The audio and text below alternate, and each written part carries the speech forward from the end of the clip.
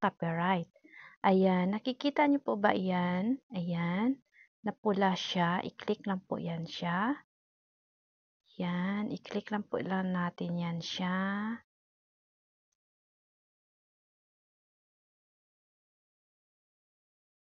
Wait.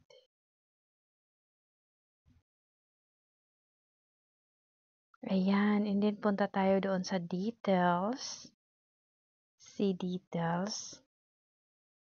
Yan, makikita natin dyan yung mga music. Yan, 2, 4, 6, 8, 10, 12, 14. So, i-click natin yung learn more.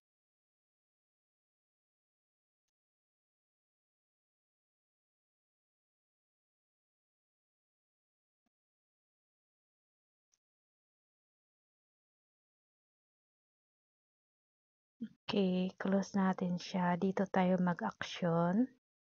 Ayan, pwede natin siyang i-erase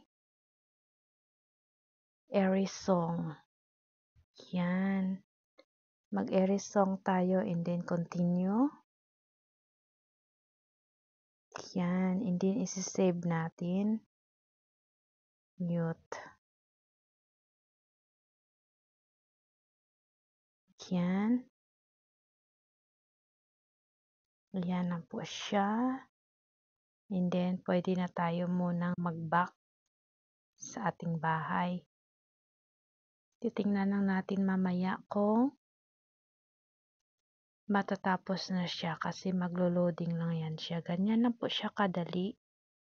Thank you for your watching.